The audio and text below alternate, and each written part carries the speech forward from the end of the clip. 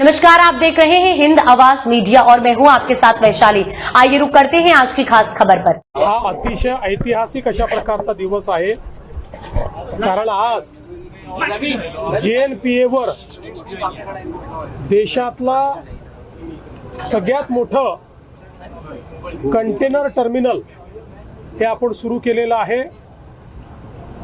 जवळपास 4.8 million TEU एवढी capacity असलेलं हे टर्मिनल देशातलं सगळ्यात मोठं टर्मिनल आहे। आणि हे टर्मिनल सुरू झाल्यामुळे आता देशातली सगळ्यात मोठी कॅपॅसिटी ही महाराष्ट्रामध्ये तयार झालेली आहे। आणि आता महाराष्ट्राने देशातल्या सगळ्या राज्यांना मागे टाकलेलं आहे। आतापर्यंत गुजरातमध्ये 8.2 मिलियन TEU एवढी कॅपॅसिटी होती, जी सर्वात मोठी होती। आता महाराष्ट्रातली आपली कॅपॅसिटी किंवा JNPA ची कॅपॅसिटी ही 10 मिलियन TEU एवढी झालेली असल्यामुळे आज आपण देशामध्ये नंबर 1 झालेलो आहोत। आणि विशेषतः port of Singapore authority, PSA India आणि JNPA यांनी अतिशय चांगल्या पद्धतीनं हे टर्मिनल तयार केलंय। माननीय प्रधानमंत्री महोदयांच्या हस्तेच याचं भूमिपूजन झालं होतं। आज त्यांच्याच हस्ते याचं उद्घाटन झालेलं आहे। महाराष्ट्राच्या अर्थव्यवस्थेला एक मोठा बूस्ट या टर्मिनलच्या माध्यमातून होणार आहे।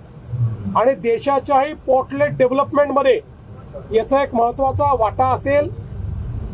आणि जी काही ग्लोबल सप्लाय चेन आहे त्याच्यामध्ये भारताची आणि महाराष्ट्राची हिस्सेदारी ही यामुळे वाढणार आहे। यासोबत आपण आता वाढवणचं पोर्ट देखील तयार करतो आणि वाढवण पोर्ट तयार झाल्यानंतर पुढचे 100 वर्ष महाराष्ट्र हा देशाचं जे काही मॅरिटाईम रिव्होल्यूशन आहे, सागरी व्यापाराची क्रांती आहे, त्या क्रांतीचं नेतृत्व करेल अशा प्रकारची व्यवस्था आज उभी झालेली आहे। म्हणून आजचा दिवस हा महाराष्ट्राकरता आणि भारताकरता अतिशय ऐतिहासिक आहे।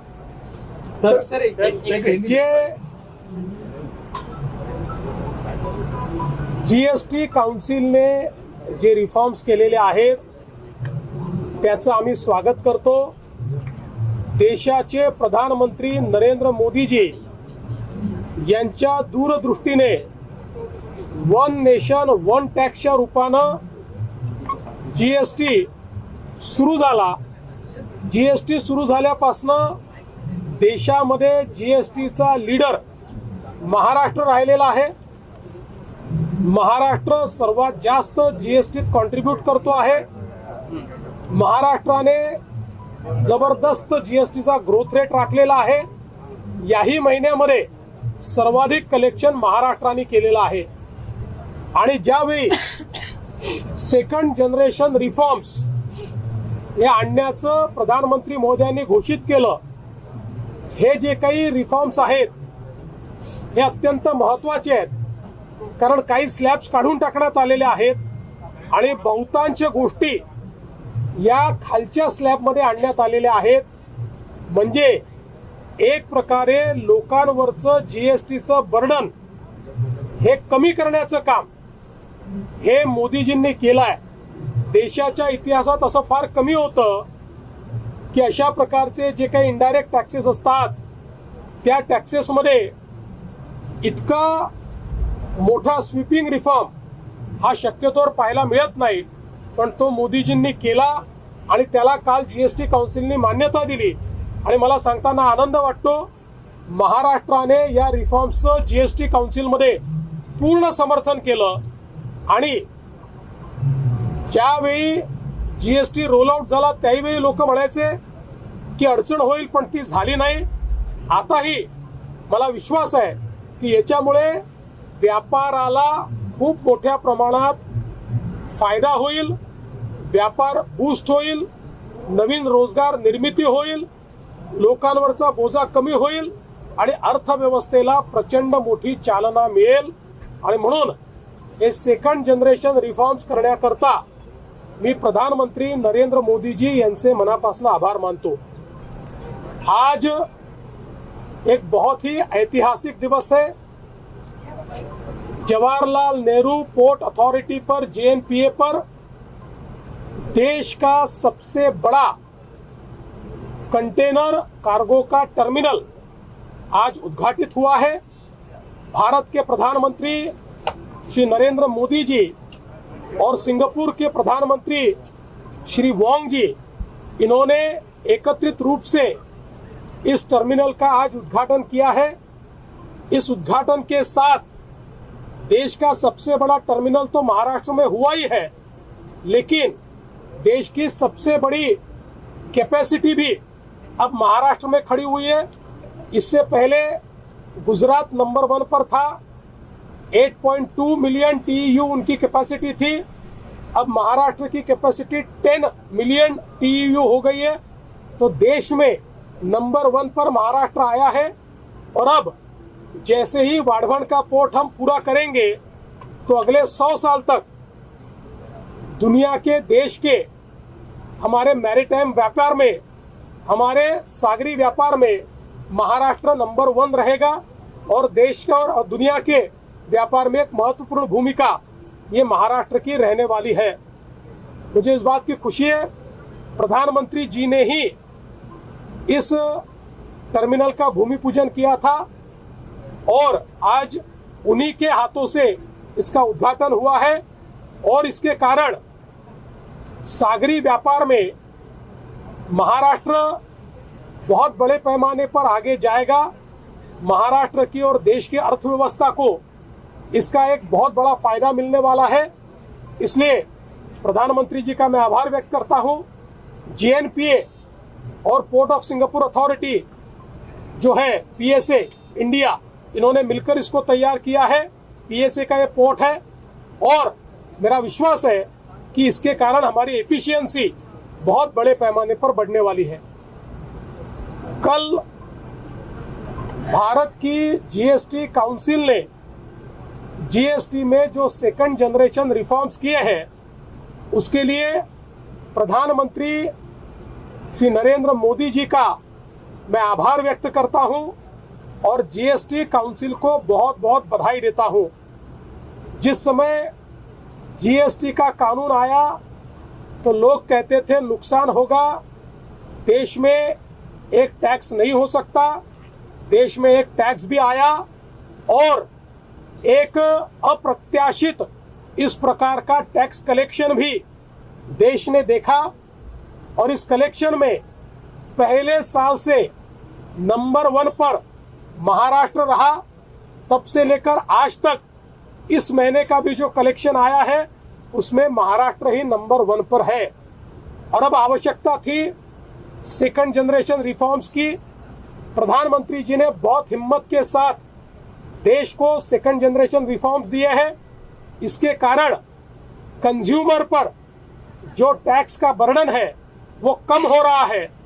इसके कारण चीजें सस्ती होगी, इसके कारण व्यापार बढ़ेगा, उसके कारण डिमांड बढ़ेगी, उसके कारण प्रोडक्शन बढ़ेगा, उसके कारण रोजगार बढ़ेगा और देश के अर्थतंत्र को एक नया बूस्ट ये सेकंड जनरेशन रिफॉर्म्स देने वाले हैं। और इतिहास में ऐसा बहुत कम देखा गया है कि इनडायरेक्ट टैक्सेस को इस तरीके से कम किया जाना, ये अप्रत्याशित है। लेकिन मोदी जी इस प्रकार के निर्णय लेते हैं और देश को आगे ले जाते हैं, तो मैं ऐसा मानता हूं कि एक बहुत महत्वपूर्ण निर्णय लिया गया है।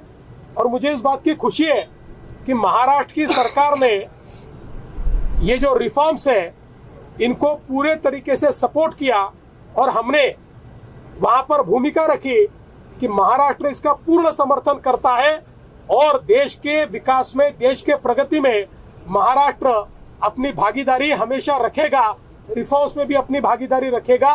और मैं मानता हूं आने वाले दिनों में हम लोग इन रिफॉर्म्स के माध्यम से जो परिवर्तन होगा उस परिवर्तन की भी भागीदारी करेंगे।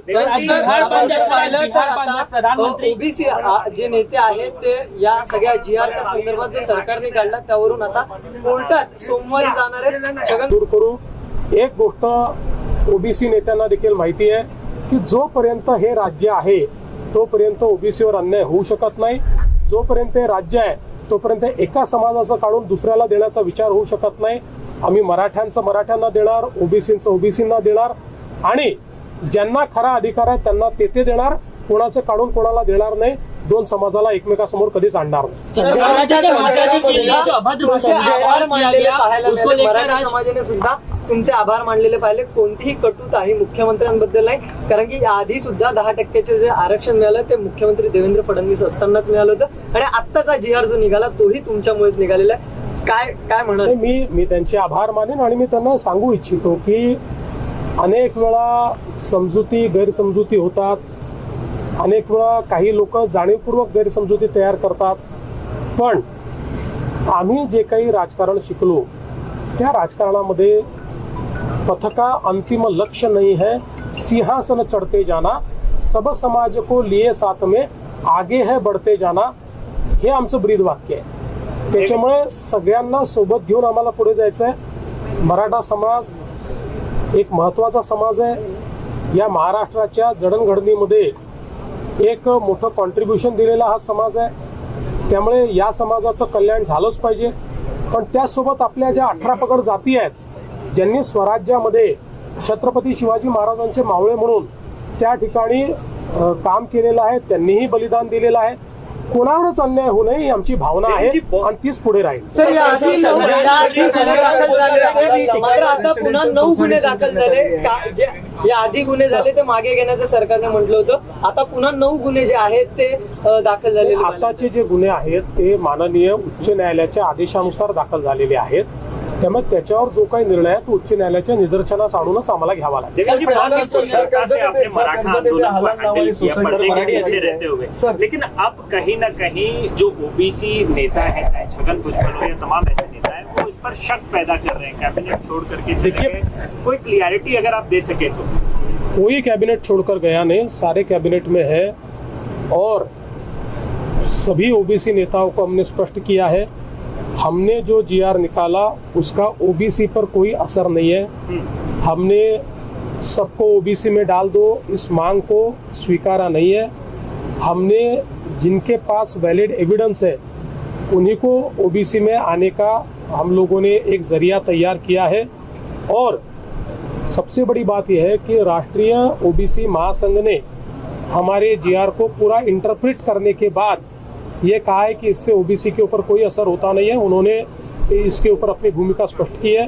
भुजबल साहब से भी मेरी चर्चा हुई है, मैंने उनको भी यह समझाया है और मुझे लगता है कि सारे ओबीसी नेता इसको मान्यता देंगे। अब तक के लिए इतना ही। वीडियो को लाइक और शेयर करें और चैनल को सब्सक्राइब करें।